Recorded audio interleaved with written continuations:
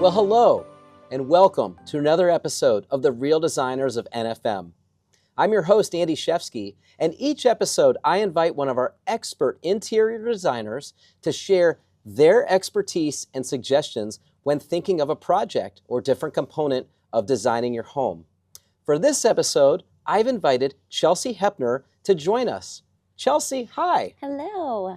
We're real excited to talk to you about the topic of working with a project and having a budget along with it.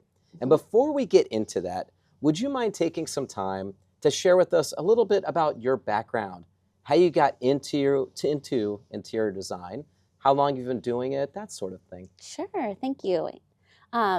So I started just really young.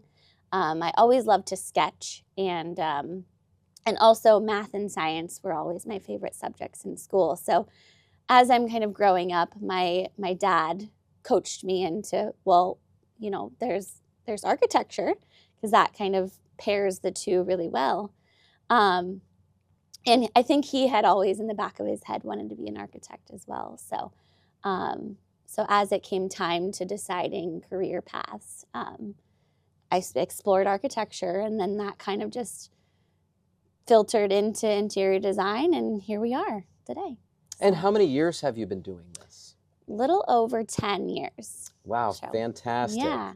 Well, that's exciting because when we're talking about the topic of a project and having a budget alongside of that, that's got to be challenging, especially for folks that maybe they haven't done something like this before. Sure. So could you take some time and walk us through what kind of process that looks like when you're working with a client and they tell you that they have something they want to do and they've got a tight budget? Sure. So I think it really depends on the client, right? Some people haven't purchased furniture in 20-something years and really have no idea what furniture costs today. Some people come in and they have a specific idea in mind and how much they can spend, and that's the bottom line. And so we work around that. So it really just depends on client to client, but yeah, we can really cater to all varieties of that with each client. So Okay, excellent. And so being that you have so much experience in this space and you talk about customers you work with, this could be something brand new or something they haven't been working with in decades. Mm-hmm.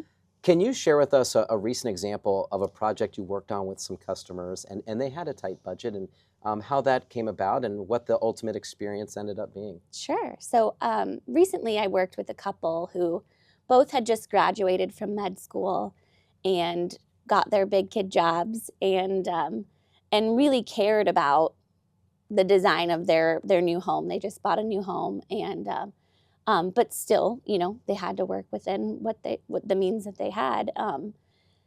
So hand in hand, the appreciation for creating a space that's yours and well designed, as well as again, it's real money, right? You're spending real money at the end of the day.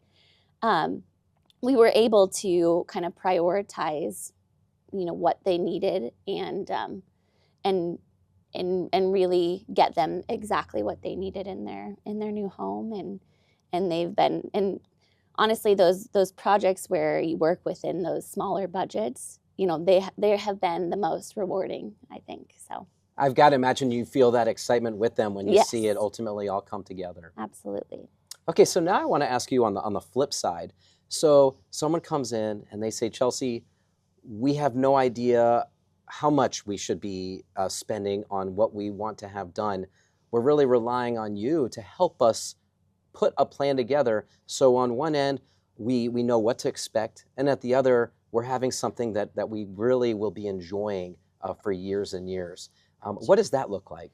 So I think that type of client, we would start with priorities. How do they use their space? What's the most important to them? Do they watch a lot of TV? Do they, are they, in a space and kind of conversating a lot? Really, how are they going to use a space first? And then we start from there. That's the priority then. Say they watch a lot of TV, their main living space is going to be that priority. Um, and from there, then we break components down. You need a sofa to sit on. You need some chairs. You need an area rug. You need some tables. And just kind of talking them through, what is the priority for you. And then that's where, we spend the most time and the most money, I would say. So for instance, like a living space, they're in there a lot watching TV. That sofa or whatever they're sitting on is going to be the priority. So we'll start there and then kind of make our list from there. Okay, well, that seems to make a lot of sense, and helping break down the steps. So when you're in communication with your client, you help educate and consult along with figuring out the components that make the most sense for them each and every time. Yeah. Oh, well, that's excellent. And let me ask you, so for those viewers that are now interested and want to work with you or one of your teammates, what's the next step that you recommend that they do in terms of reaching out to you or someone on your team? Sure. They can give us a call, and our design gallery desk will get them with a designer that would suit them best. They can come in the store and meet with any of us in person, or on our website. There's the nice website link where you can put down your information, and one of us will give you a call.